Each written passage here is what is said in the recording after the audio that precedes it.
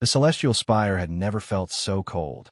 Cardinal Zara Thorne stood at the observation deck's edge, watching the twin suns of Centralis Prime set behind the crystalline towers of the capital. Below her, the streets that once hummed with the peaceful commerce of 1,000 worlds now crawled with the dark-armored enforcers of the new regime. 3 months. That's all it had taken for Malachar Vex to dismantle centuries of galactic peace. Cardinal Thorne. The voice belonged to her aide, Lieutenant Kira Voss, whose usually steady demeanor had been shaken by recent events. The transport is ready. We need to leave before the next patrol sweep. Zara turned from the window, her ceremonial robes replaced by the practical gray uniform of a fugitive. At 57 standard years, she had served the Intergalactic Council for 3 decades, rising through diplomatic ranks to become one of 5 cardinals who governed the Empire's outer territories. Now she was branded a traitor to the very institution she had devoted her life to protecting. Any word from the other cardinals? She asked, knowing the answer would disappoint her. Cardinal Nexus was executed yesterday on Titan 7. Cardinal Aurelius is presumed dead after his ship was destroyed near the Veil Nebula.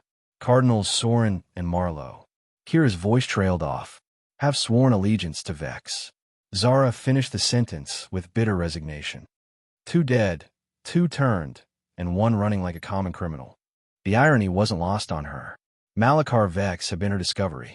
5 years ago, she had sponsored his admission to the Council as an ambassador from the Dark World territories, a collection of planets on a galactic rim that had been isolated for centuries due to their unstable political climate. Vex had presented himself as a reformer, a leader who wanted to bring his people into the galactic community. Instead, he had spent those 5 years studying the Council's weaknesses, building alliances with corrupt officials, and positioning himself for the coup that had shattered everything. The transport, Cardinal, Kira reminded her gently. They moved through the spire's abandoned corridors, past chambers where the fate of billions had once been decided through careful deliberation and democratic process. Now those same chambers housed Vex war councils, where conquest and subjugation were planned with surgical precision. The transport bay held a small stealth ship, its angular hull designed to evade detection rather than inspire awe. Waiting beside it were the other members of their hastily assembled team. Commander Jax Reeves, a career military officer whose loyalty to the old empire had cost him his command. Dr. Elena Vasquez, a xenobiologist whose research had been deemed dangerous to social order by the new regime. And Thane Kor, a former intelligence operative whose knowledge of Council secrets made him invaluable. And Hunted. All aboard the good ship, Lost Cause, Jack said with dark humor as they approached. Despite everything, his scarred face managed a grim smile. I've programmed a course for the outer spiral. We'll drop out of hyperspace in the Kepler void. Even Vex ships avoid that hellhole. Zara nodded, but her mind was already racing ahead to their destination. 3 days ago, she had received an encrypted message from Professor Aldrich Hawthorne, a former Council archaeologist who had been researching pre-Empire civilizations in the galaxy's oldest sectors. His message had been brief, but tantalizing. Cardinal Thorne, I have found something that could change everything. The ancients left more than ruins. Come to Zirian Prime. Bring only those you trust with your life.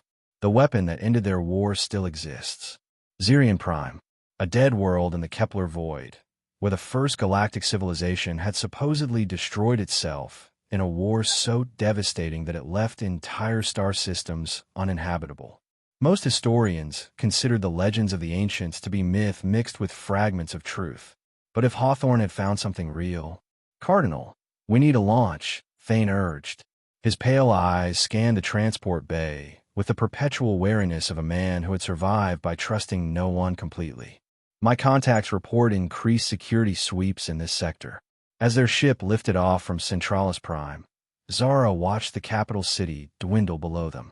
Somewhere in those glittering towers, Malachar Vex was consolidating his power, turning the institutions of democracy into instruments of oppression. His first act as Supreme Chancellor had been to dissolve the Council and declare himself Emperor for life. His second had been to order the execution of all cardinals who refused to bend the knee. She was the only one left. Jumping to hyperspace in 10 seconds, Jax announced from the pilot's seat.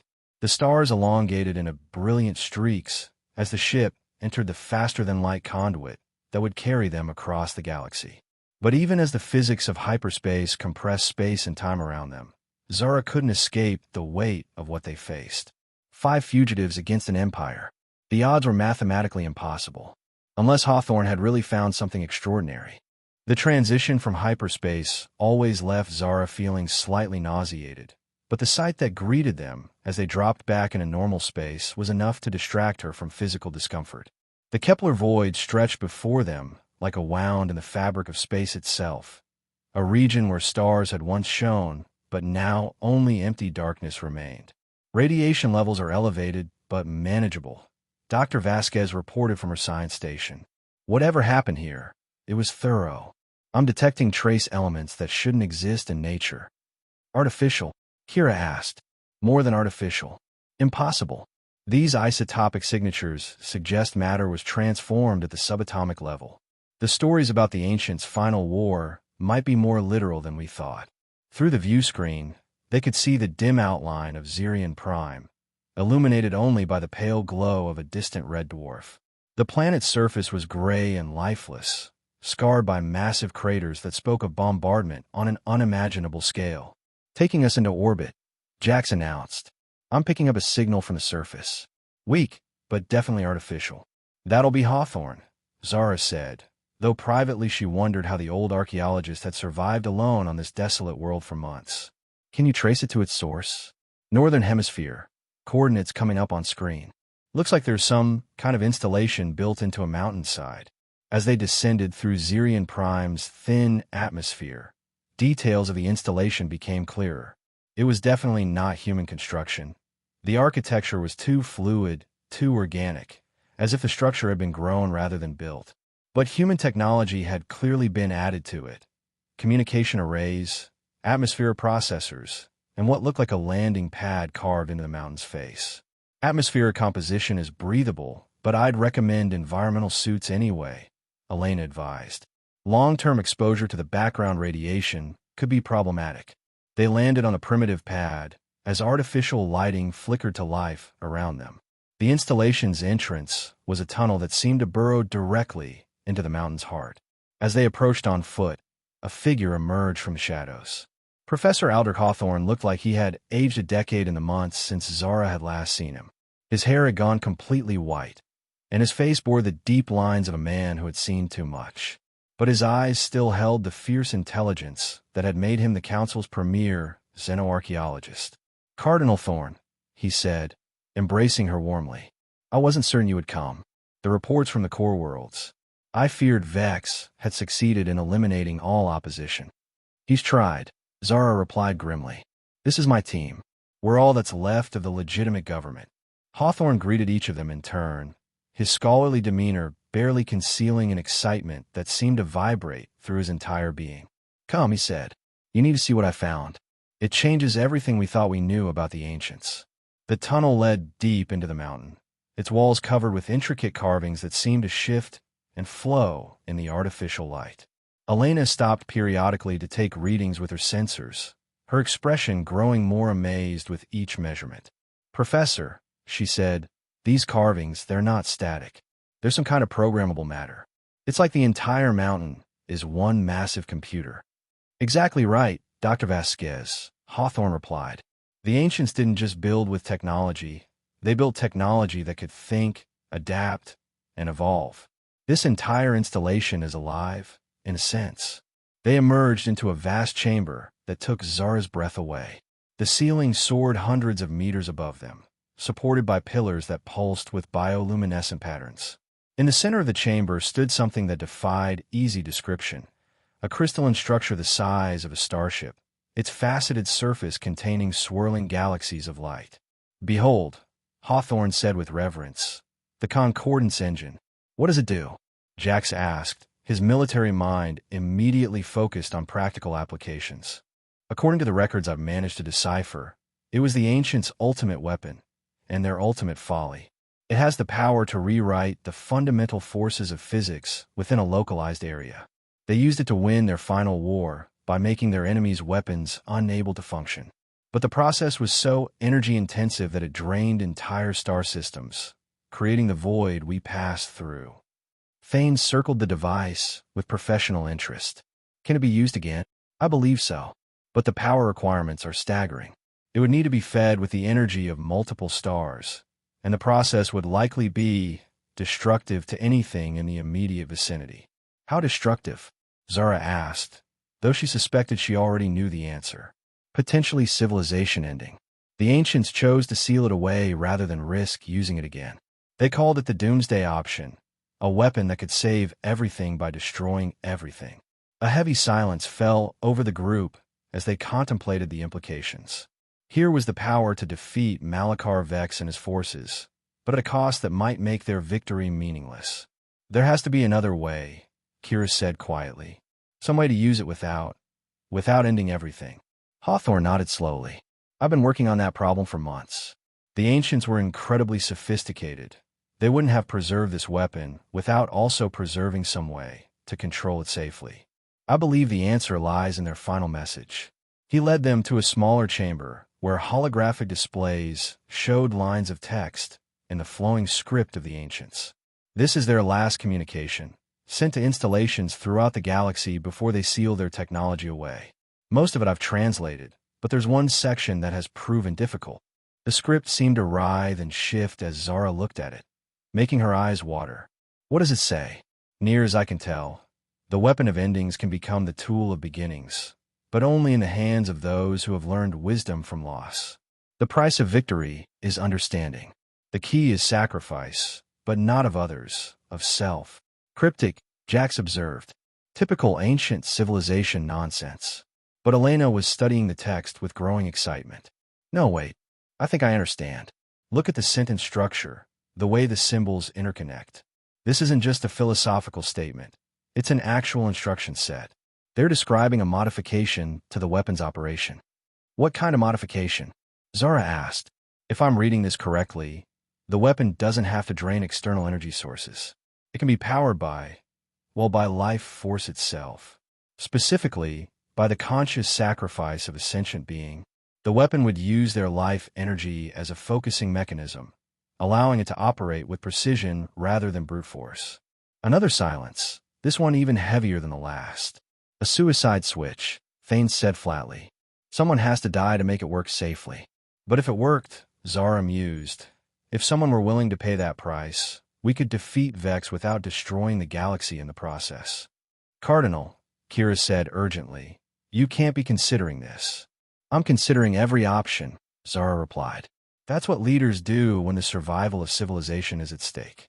But even as she spoke, she could see the determination forming in the eyes of her companions. Each of them was already calculating the odds, wondering if their sacrifice could be the key to victory. The thought both humbled and terrified her. How long would it take to prepare the weapon? She asked Hawthorne. Days, perhaps weeks. The ancients built in multiple safeguards to prevent accidental activation. We need to be very careful about the startup sequence. Then we'd better get started, Zara said. Because Vex won't wait for us to have second thoughts. 300 light-years away, in the gilded halls of the Imperial Palace on Centralis Prime, Malachar Vex stood before a holographic display showing the current state of his empire. Green indicators marked systems under secure control. Yellow showed regions of minor unrest. Red denoted open rebellion. There was far too much red for his liking. Supreme Chancellor, his aide, Director Cass Threnody, approached with the measured deference that Vex demanded from all his subordinates. The inner circle is assembled and awaiting your orders. Vex nodded without taking his eyes from the display. At 45 standard years, he possessed the lean build and sharp features common to his people from the Dark World territories. But there was something else in his appearance, an intensity that seemed to burn behind his dark eyes, as if he were constantly calculating the angles of power. The inner circle waited in the Chamber of Dominion, a vast room that had once housed the democratic assemblies of the Intergalactic Council. Vex had ordered it redecorated in stark black and silver, with his personal emblem, a serpent consuming a star, prominently displayed behind the throne he had installed where the speaker's podium once stood. 7 figures stood at attention as he entered. The military commanders, intelligence chiefs, and administrators who had helped him seize power and now worked to maintain it.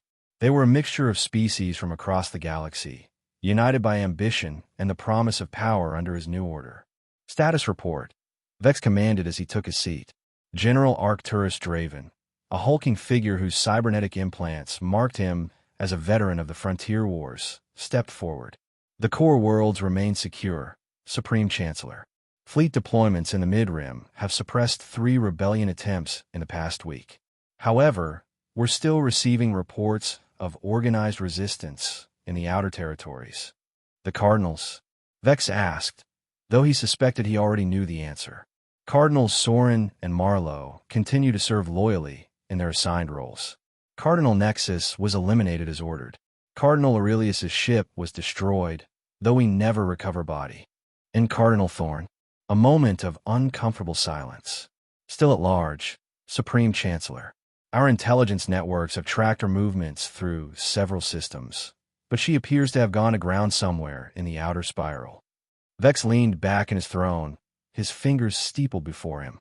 Zara Thorn had always been the most dangerous of the Cardinals.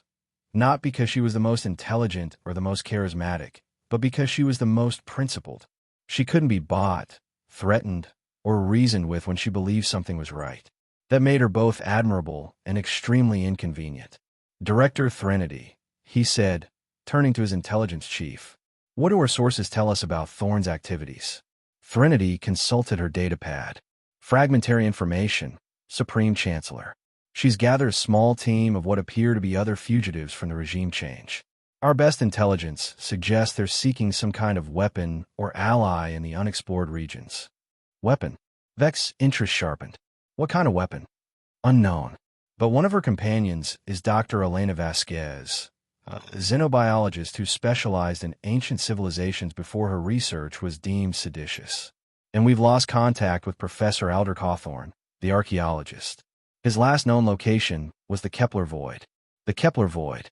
Vex had heard the legends, of course, stories of an ancient civilization that had possessed technology beyond anything the current galaxy could imagine. Most scholars dismissed such tales as mythology, but Vex had not risen to power by dismissing possibilities others ignored. Double the patrols in the outer spiral, he ordered.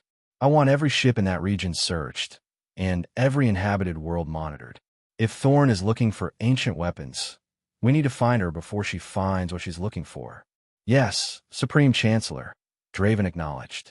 And prepare a special operations team, Vex continued. Elite troops with advanced equipment. If this search leads us to some kind of archaeological site, I want us to be ready to exploit whatever we find there. As the inner circle dispersed to carry out his orders, Vex remained in the chamber, staring at the holographic galaxy map that floated before his throne. Each point of light represented billions of lives now under his control, a responsibility that should have felt overwhelming, but instead filled him with a sense of righteous purpose. The old council had been weak, indecisive, paralyzed by endless debate and the need to accommodate every minor concern of every minor world. Under their leadership, the galaxy had stagnated, content to maintain the status quo while real problems went unaddressed. Crime syndicates operated with impunity in the Outer Rim. Entire systems remained undeveloped because of environmental regulations. Military forces were scattered and uncoordinated, unable to respond effectively to threats. Vex had changed all that. In 3 months, he had imposed order where there had been chaos, direction where there had been drift. Yes, some freedoms had been curtailed, but that was the price of progress. The galaxy needed strong leadership, not democratic inefficiency. But that strength meant nothing if he couldn't maintain it. Zara Thorn and her band of idealists represented more than just a political opposition. They were a rallying point for everyone who yearned for the old ways, the old weaknesses. As long as she remained free, she would be a symbol of resistance. And if she really was seeking some kind of superweapon from the ancient past, she could become something far more dangerous than a symbol. Threnody, he called. His intelligence director had remained behind while the others left. Yes, Supreme Chancellor. I want our best operatives assigned to this personally. Use every resource we have. Find Thorn, and find out what she's looking for. If there really is some kind of ancient technology involved, I want it in our hands, not hers. Understood. What are our rules of engagement? if we locate her. Vex considered this. Part of him wanted to order Thorn's immediate execution. It would certainly solve the immediate problem. But if she really had found something significant, they might need her alive long enough to extract information. Capture if possible, he decided. But don't let her slip away again. If she resists, eliminate her and secure whatever she's found. After Threnody left, Vex was alone with his thoughts and his empire. Through the chamber's vast windows, he could see the lights of Centralis Prime stretching to the horizon. Millions of beings going about their lives under his protection. They might not all love him yet, but they would learn to. History would vindicate his methods once the galaxy saw the peace and prosperity his order would bring. But first, he had to deal with the ghosts of the past, both the idealistic cardinal who refused to accept reality and whatever secrets the ancient civilizations had left behind. The galaxy belonged to the living, not to legends, and he intended to prove that to anyone foolish enough to think otherwise. The Concordance engine had been humming for 6 days now, its crystalline structure pulsing with increasingly complex patterns of light. Professor Hawthorne had spent most of that time hunched over control interfaces that seemed to respond as much to intuition as to technical knowledge. The startup sequence is unlike anything in our modern technology, he explained to the assembled team. The ancients designed their systems to interface directly with consciousness itself. It's not enough to input commands. You have to communicate intent, purpose, even emotion. Zara watched the patterns flowing through the massive crystal and felt an odd sense of recognition, as if she were looking at something familiar rather than alien. How close are we to full activation? Close, Hawthorne replied, though his voice carried undertones of concern. But I need to be honest with all of you. The more I study this system, the more I understand why the ancients sealed it away. The power requirements for safe operation really do require the conscious sacrifice of a sentient being, and not just death. The person would need to willingly merge their consciousness with the weapon itself, becoming part of its targeting and control system. Essentially, Elena added from her position at a sensor array. Someone would have to become the weapon. Their mind would be the filter that prevents it from destroying everything we're trying to save. Jax looked up from the tactical analysis he'd been working on. And how would this weapon be deployed against Vex forces? It's not exactly portable. Actually, it is, Hawthorne said. In a sense, once activated, the engine can project its effects across vast distances, potentially across the entire galaxy. The consciousness guiding it would be able to selectively disable technology, disrupt communications, even alter the physical laws governing specific regions of space. Godlike power, Thane observed quietly. No wonder the ancients were afraid of it. Kira had been unusually quiet during these discussions, but now she stepped forward. There's something I need to tell all of you. I've been monitoring Council communication channels, using encryption codes that predate Vex takeover. 3 hours ago, I intercepted a transmission. She activated a small holographic projector, displaying lines of text in standard Galactic script. Vex knows we're here. He's dispatched a fleet to the Kepler Void, along with a special operations team. They'll arrive in approximately 18 hours. The news hit the group like a physical blow. 18 hours. After days of careful preparation, they were about to run out of time. Can the weapon be activated before they arrive? Zara asked. Hawthorne looked at his displays. Possibly, but we'd be rushing the final calibration sequences. If something goes wrong during startup, the entire sector could be destroyed, Elena finished. We're talking about energies that remake matter at the quantum level. And if we don't activate it, Vex gets his hands on the most powerful weapon in galactic history, Jax countered. At least if we trigger it now, we can ensure it's used for the right purpose. They were all looking at Zara now, waiting for her to make the decision that would determine the fate of the galaxy. The weight of that responsibility felt heavier than the gravity of a neutron star. Professor, she said finally, if we proceed with activation, how would the sacrifice work? What exactly would happen to whoever volunteers? From what I could determine, their consciousness would be uploaded into the engine's quantum matrix.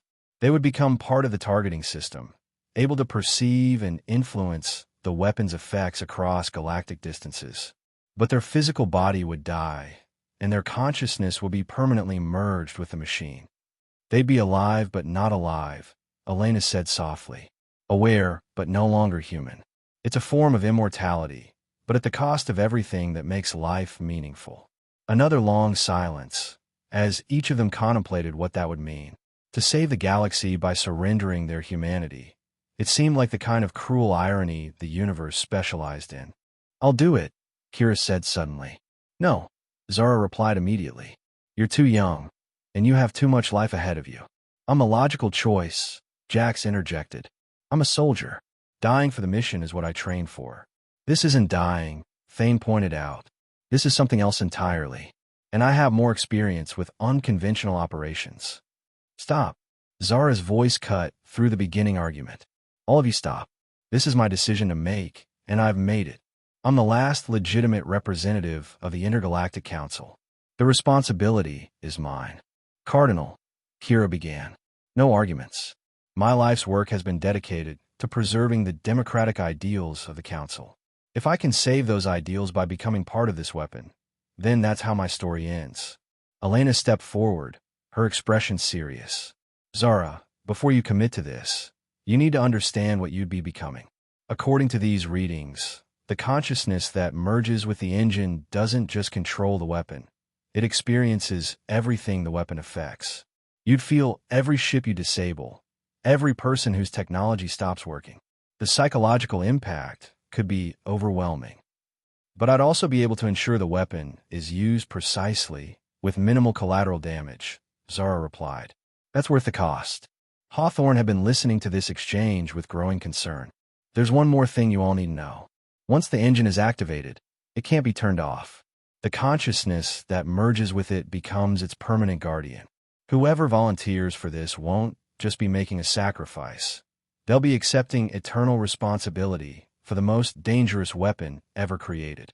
The implications of this revelation settled over them like a dark cloud. Not just death, but eternal duty. Not just heroism, but permanent isolation. "How much time do we have?" Zara asked.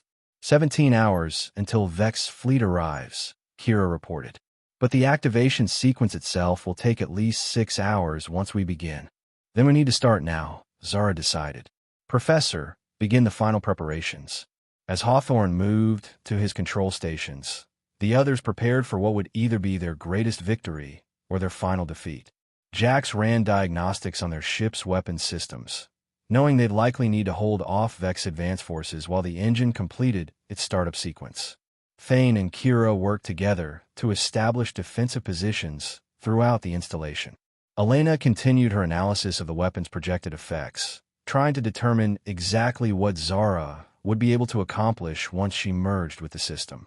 And Zara herself stood before the Concordance engine, watching the patterns of light flow through its crystalline structure like thoughts through a vast artificial mind.